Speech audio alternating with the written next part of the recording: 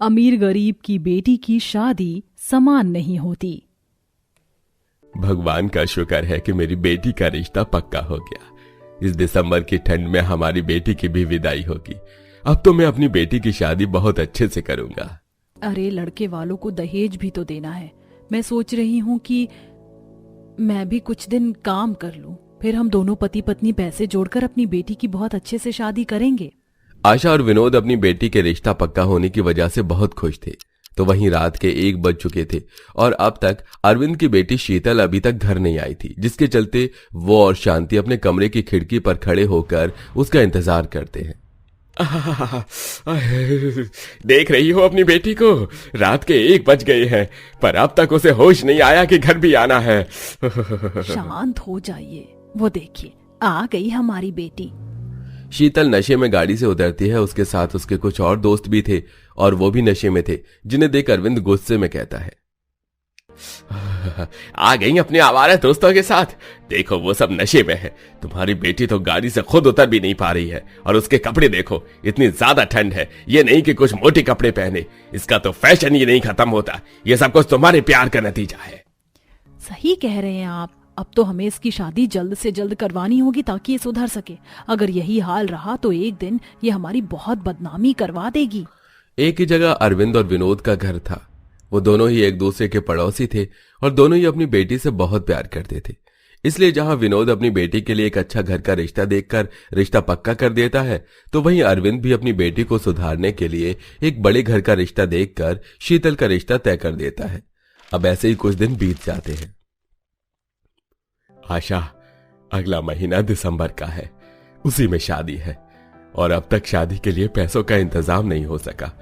मैं सोच रहा हूं कि मैं अपना ये घर गिरवी रख दूं।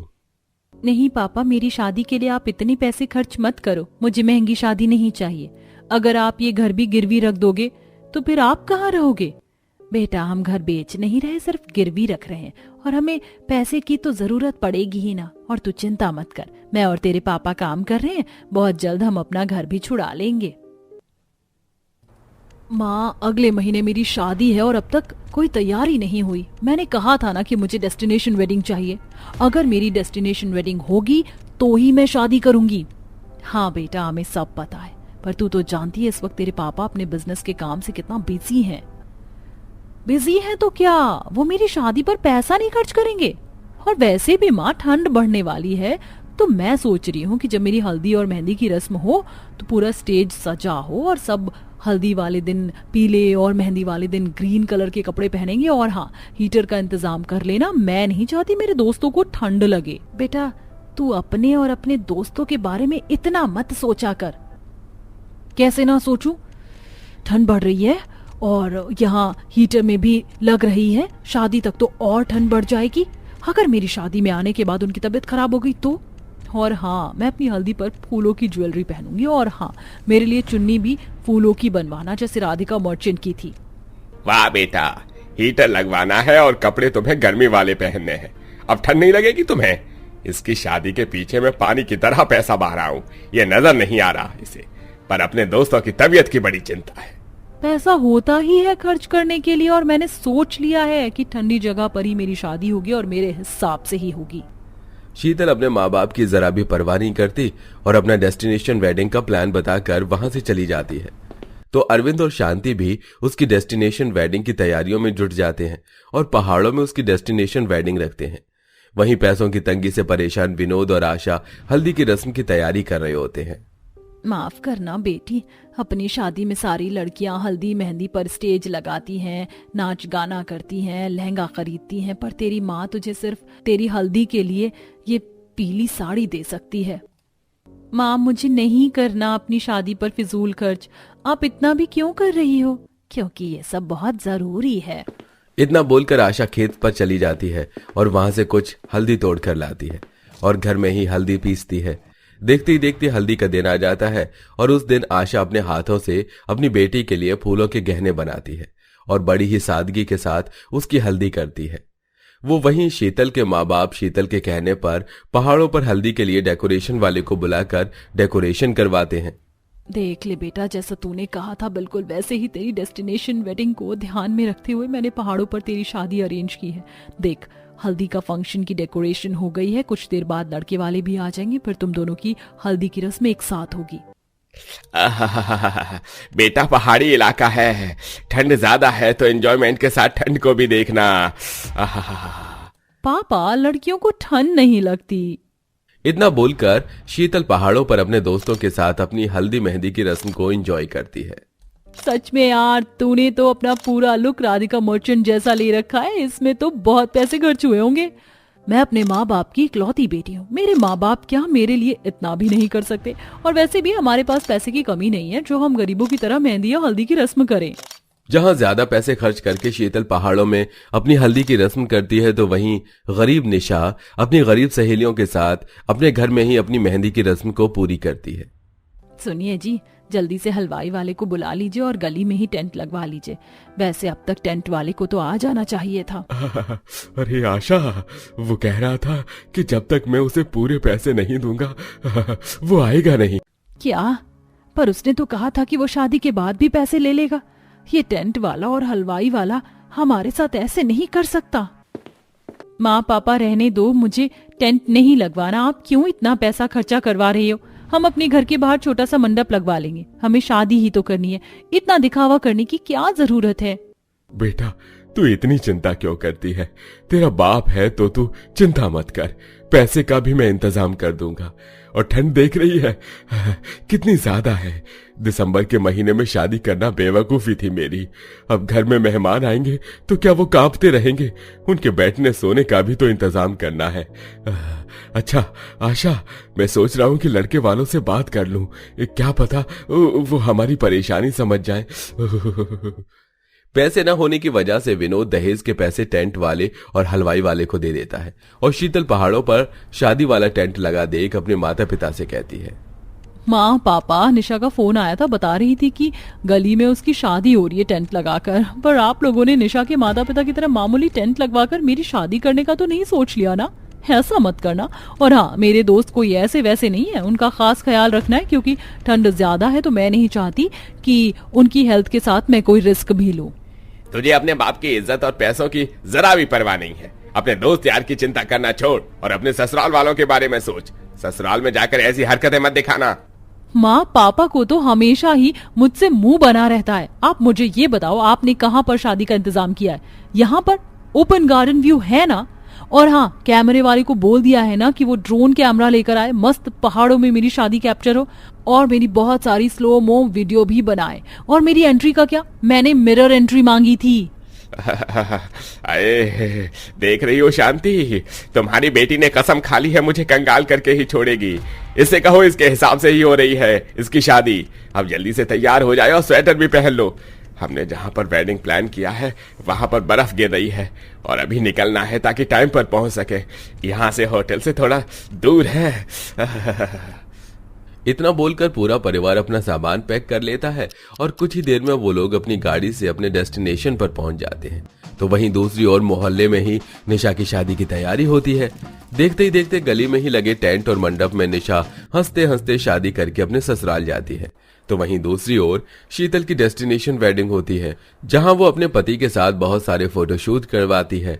इस तरह उसकी शादी होती है। शादी का काम खत्म करके अरविंद अपने मोहल्ले में आता है और गाड़ी से जैसे ही उतरता है तो उसे विनोद दिखता है और वो विनोद की खुशी देखकर उससे बोलता है, भाई इतने कम पैसे में तुमने अपनी बेटी की शादी बहुत अच्छी करी और कर्ज में डूबने के बाद भी तुम खुश हो। और एक मुझे देखो। भाई साहब, मैंने अपनी बेटी की शादी अपनी औकात से बढ़कर जो की है, बस मेरी बेटी ससुराल में खुश रहे। विनोद के चेहरे का सुकून देखकर अरविंद शीतल को लेकर परेशान हो जाता है और अगले ही दिन निशा की सास विनोद को कॉल करती है और निशा की खूब तारीफ करती है। तो वहीं दूसरी ओर शीतल की सास अरविंद को कॉल करके खूब खरी खोटी सुनाती है। शांति एक विनोद की बेटी है जिसने शादी से पहले भी अपने गरीब पिता के चेहरे पर मुस्कान रखी और शादी के बाद भी उसने अपने माता पिता का नाम रोशन किया। पर एक हमारी शीतल ने शादी से पहले भी हमें परेशान किया और शादी के बाद भी हम उसे लेकर आज भी परेशान हैं। इस अमीर गरीब की डेस्टिनेशन शादी से मुझे एक चीज समझ आ गई है, शादी में पैसा कितना ही क्यों ना खर्च कर दे बाप, पर बाप की इज्जत बेटी के हाथ में ही होती है। जानकी अपनी बेटियों की शादी की शॉपिंग करने के लिए बाजार में निकल पड़ती है। उसके पास 2 ट्रक होते हैं। सबसे पहले वो अपनी सगी बेटी के लिए दहेज के सामान में फर्नीचर खरीदने जाती है। भाई साहब, मुझे सबसे महंगे वाला फर्नीचर दिखाइए। ऐसा फर्नीचर होना चाहिए कि जब मेरी बेटी के ससुराल वाले फर्नीचर देखें तो उनकी आंखें फटी की फटी रह जाएं। अच्छा बहन जी, महंगा तो चलेगा ना? आप अपनी दुकान का सबसे महंगा वाला फर्नीचर निकालिए, पैसों की चिंता ना कीजिए। अरे ओ राजू, कहाँ है रे? अरे तू, इतने महंगे ग्राहक आए हैं और तू काम चोरी करते हुए पता नहीं कहाँ छुप जाता है। अरे मैडम को कुछ ठंडा पिला और सबसे महंगा वाला फर्नीचर निकाल कर ला। राजू सबसे महंगा वाला फर्नीचर निकाल कर लाता है, जो बहुत ही शानदार होता है। क्या बात है, ये फर्नीचर तो बहुत ही बढ़िया लग रहा है। मेरी बेटी की शादी में जाएगा तो सब लोग देखते ही रह जाएंगे। इसे बाहर ट्रक में रखवा दीजिए। ठीक है बहन जी, मैं आपका बिल बना देता हूँ। रुको भैया, जरा एक छोटा सा काम और कर दो। 1 चारपाई और 2 प्लास्टिक की कुर्सी भी दे दो। लगता है घर में नौकरानी की भी शादी हो रही है, जो इतना मामूली सा फर्नीचर उसके लिए ले जा रही हो बहन जी। ये मेरी सौतेली बेटी के लिए, वो ऐसे फर्नीचर के लायक ही है। इस तरह छोटे वाले ट्रक में वह अपनी सौतेली बेटी का दहेज रखवाती है। इसके बाद वह दूसरी दुकानों पर जाती है। आहा, कितने सुंदर सुंदर गहने हैं। ऐसे सुंदर गहने पहनकर तो मेरी बेटिया रानी बहुत ही सुंदर लगेगी। इस तरह जानकी दुकान की सबसे सुंदर और महंगी ज्वेलरी खरीदती है। क्या बात है बहन जी, आपकी तो पसंद बड़ी ही शानदार है। बहुत खूबसूरत हार खरीदा है अपनी बेटी के लिए। हाँ हाँ, लाखों में एक हीरा है मेरी बेटी। अब एक काम कीजिए, आपके पास कोई पुराने धुराने गहने पड़े हैं तो वो भी दिखा दीजिए। मेरी एक सौतेली बेटी है, उसकी भी शादी है, उसके लिए भी ले ही लेती हूँ। जहाँ लाखों के गहने सगी बेटी के लिए लिए गए, वहाँ सौतेली बेटी के लिए 200-300 रुपए के पुराने सस्ते गहने खरीदे गए। इस तरह जानकी ने अपनी सगी और सौतेली बेटी में फर्क किया और दोबारा से शॉपिंग करने निकल पड़ी। भाई साहब, आपकी दुकान के सबसे सुंदर और सबसे महंगे कपड़े और लहंगे दिखाइए, मेरी बेटी की शादी है। अरे ठीक है बहन जी, अभी दिखाता हूँ। इसी तरह शॉपकीपर भी दुकान का सबसे महंगा लहंगा लाकर दिखाता है, जो बहुत शानदार दिखता है। हर बार की तरह जानकी अपनी सगी बेटी के लिए महंगा लहंगा खरीदने के बाद शॉपकीपर से दुकान का सबसे सस्ता लहंगा मंगवाती है। बहन जी, अपने दुकान का सबसे महंगा लहंगा खरीदने के बाद सबसे सस्ता लहंगा किसके लिए खरीदा है? ये बात समझ में नहीं आ रही। ये मेरी सौतेली बेटी के लिए, वो इसी के लायक है, इसलिए उसके लिए सबसे सस्ता लहंगा। इन्हें जल्दी से पैक करवा दीजिए। ऐसे ही नहीं, सौतेली माँ को जल्लाद कहा जाता। अरे पहले तो मैंने सुना ही था, आज हकीकत में देख लिया। सौतेली माँ कभी माँ नहीं रह सकती। इस तरह जानकी सब कुछ खरीद कर वापस घर लौट कर आती है। वो बहुत थक चुकी होती है। अरे कोई एक गिलास पानी ही पिला दो, कहाँ मर गई ये प्रिया? जानकी की आवाज सुनते ही प्रिया भागती हुई रसोई से आती है। उसके हाथ में पानी का ग्लास होता है, जो थोड़ा सा छलक जाता है। अरे कौन सी रेलगाड़ी छूट रही है तेरी? आराम से नहीं लेकर आ सकती थी? गीला कर दिया फर्श, जल्दी से इसे साफ कर दे। ठीक है माँ, मैं अभी कर देती हूँ। इतना कहकर प्रिया फर्श से पानी साफ करने लगती है। अरे मेरी लाड और रानी कहाँ है? वंशिका बेटी, कहाँ हो तुम? जानकी बहुत प्यार से अपनी बेटी वंशिका को बुलाती है। वंशिका तो अपने कमरे में फोन में लगी रहती है। उसे अपनी माँ के आने की कोई खोज खबर ही नहीं होती। लेकिन जब जानकी उसे कमरे में से बुलाकर बाहर लेकर आती है और उसका फर्नीचर का सामान, गहने, लहंगे सब कुछ दिखाती है, तो वंशिका कहती है, ये क्या माँ, बस इतना सा ही? आपको इससे अच्छा कुछ नहीं मिला क्या? कम से कम मेरी पसंद के हिसाब से तो ले आती। अरे पागल, सब कुछ बहुत महंगा है, इससे महंगा और क्या ही लेकर आती। मैं बस अपनी बेटी की शादी इतनी धूमधाम से करना चाहती हूँ कि हर कोई देखता रह जाए। तभी वहां जानकी के पति आते हैं। इतना महंगा महंगा सामान, इतना महंगा दहेज दोगे अपनी बेटी की शादी में? एक ही तो लाडो रानी है मेरी, उसकी शादी में दहेज नहीं दूंगी तो किसकी शादी में दूंगी? और प्रिया की शादी के लिए क्या लेकर आई हो? छोटे ट्रक में विनोद जब मामूली सी चारपाई और प्लास्टिक की कुर्सी देखता है तो हैरान होता है। अरे ये क्या, सगी और सौतेली बेटी में इतना ज्यादा फर्क कर रही हो तुम? हाँ? अरे नहीं, आप ये कैसी बातें कर रहे हो? भले मैं किसे करूंगी, मेरे पास पैसे ही खत्म हो गए थे, इसलिए बस यही खरीदना पड़ा। जिसको जितना देना चाहिए उतना ही दे रही हूँ। वैसे भी मेरी सौतेली बेटी की इतनी औकात भी नहीं जितना मैं उसे दे रही हूँ। जानकी इधर अपनी सौतेली बेटी के लिए ऐसा सोचती है तो उधर सौतेली बेटी रसोई में। मेरी माँ सारा दिन शॉपिंग करके घर आई हैं, बहुत थकी हैं। खाना तैयार है, जल्दी से खाना लगा देती हूँ। प्रिया ऐसा कहकर खाने की टेबल पर खाना लगाती है और अपनी माँ को बुला लेती है। सभी खाना खाते हैं और प्रिया काम में ही लगी रहती है। उधर वंशिका का सारा ध्यान उसके फोन में ही होता है। चलो अच्छा है, कल लगन भी दे आएंगे। पता भी चल जाएगा कि दोनों परिवार कैसे हैं। बिल्कुल। इस तरह अगले दिन जानकी और विनोद दहेज का सामान लेकर पहले अमीर बेटी के ससुराल जाते हैं और वहां लगन करके सौतेली बेटी के ससुराल में जाते हैं, जहां लड़के ने शराब पी रखी होती है। अरे ये क्या जानकी, क्या तुमने इस घर में मेरी बेटी का रिश्ता किया है? ये लड़का तो शराबी है और गरीब भी लग रहा है। अरे अरे, आप ऐसा क्यों सोच रहे हो? भला मैं अपनी बेटी का बुरा कैसे सोच सकती हूँ? क्या कुछ नहीं है। अरे लड़का है, अपनी शादी की खुशी में थोड़ी सी पीली होगी तो क्या हुआ? भला मैं अपनी बेटी की शादी ऐसे वैसे किसी से भी कर सकती हूँ क्या? मेरी अपनी बेटी नहीं है तभी तो ऐसे लड़के से शादी करवा रही हूँ। खुद की बेटी होती तो महल के राजा से करवाती शादी। सौतेली बेटी तो इसी के लायक होती है।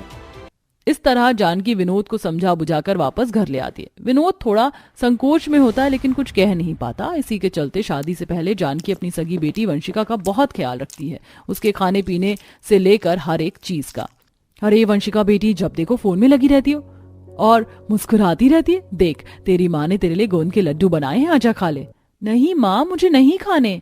इतना कहकर वो वहां से उठकर चली जाती है। उसे अपनी माँ की मेहनत भी दिखाई नहीं देती। ऐसे ही कुछ दिन बाद शादी का समय आ जाता है। दोनों बेटियों की शादी की रस्में होती हैं, लेकिन दिखावे के हिसाब से तो सगी बेटी की ही सारी रस्म बहुत अच्छे से होती है। बाकी बेचारी प्रिया सिर्फ घर के कामों में नौकरानी की तरह लगी रहती है। शादी वाले दिन दोनों बहनें अपने अपने कमरे में तैयार हो रही होती हैं। आज मेरी वंशिका की शादी है, उसकी बारात आने वाली है, जरा देख कर आती हूँ मेरी बेटी कैसी लग रही होगी। जानकी जब अपनी बेटी के कमरे में जाती है तो उसकी बेटी कमरे में नहीं होती। वो पूरे घर में देखती है लेकिन उसकी बेटी उसे कहीं नहीं मिलती। बारात के आने के ठीक थोड़ी देर पहले ही उसकी बेटी शादी के जोड़े में एक लड़के के साथ घर पर आती है। माँ, मुझे माफ कर देना, दरअसल मैं ये शादी नहीं करना चाहती थी। मैं तो अनुराग से प्यार करती हूँ, हम स्कूल टाइम से साथ में हैं, आप बस मुझे आशीर्वाद दे दीजिए। ये देखते ही जानकी के पैरों तले जमीन खिसक जाती है। हे भगवान, ये क्या अनर्थ कर दिया तूने वंशिका? क्या कुछ नहीं सोचा था? मैंने तेरे लिए लाखों का दहेज खरीदा। मैंने इतना सब कुछ करने के बाद तूने मेरे किए धराए पर पानी फेर दिया। तू ऐसा कैसे कर सकती है? तू तो मेरा ही खून है ना बेटी। अभी भी कुछ नहीं बिगड़ा, मेरी इज्जत की लाज रख ले, बारात आने वाली है। उफ, मैंने ऐसा ही कुछ सोचा था कि आप ड्रामा करोगी। करती रहो, मैं तो जा रही हूँ अपनी जिंदगी की शुरुआत करने। वंशिका वहां से अपने पति के साथ चली जाती है और बेचारी जानकी फूट फूट कर रोती रह जाती है। उसे रोता देख प्रिया से देखा नहीं जाता। माँ, अपने आप को संभालो, सब कुछ ठीक हो जाएगा, हौसला रखो माँ। देखा जानकी, तुमने जिस सगी बेटी को तुमने सीने से लगा कर रखा, जिसके दहेज के लिए तुमने अपना सारा पैसा खर्च कर दिया, आज वो सब कुछ छोड़कर यहाँ से चली गई और तुम्हारी सौतेली बेटी अभी भी तुम्हारे साथ खड़ी है। प्रिया की तरफ देखकर जानकी को अपनी गलती का एहसास होता है। मुझे माफ कर दो बेटी, मैंने तुम्हारे साथ बहुत अन्याय किया, तुम्हारे लिए शराबी पति ढूंढा, फिर भी तुमने एक शब्द नहीं कहा। आज मुझे अपनी गलती का एहसास है और अपनी गलती सुधारने के लिए अब मैं तुम्हारी शादी उस लड़के से करूंगी जिससे मैंने वंशिका के लिए चुना था। कुछ ही देर में बारात आ जाती है। जानकी अपनी सौतेली बेटी की शादी अमीर घर के लड़के से करवा देती है। यही नहीं, वो सारा दहेज का सामान बहुत प्यार और प्रेम से अपनी सौतेली बेटी को देती है। इस दहेज पर तुम्हारा हक है बेटी, और अब से मैं तुम्हें यह एहसास कभी नहीं होने दूंगी कि तुम मेरी सौतेली बेटी हो। ये सुनते ही प्रिया की आंखों में आंसू आ जाते हैं और वह अपनी सौतेली माँ को गले से लगा लेती है और इसी के चलते वह खुशी खुशी अपने ससुराल के लिए विदा हो जाती है। उस दिन के बाद जब भी प्रिया अपनी सौतेली माँ से मिलने आती, जानकी उसे अपनी सगी बेटी से भी ज्यादा प्यार करती।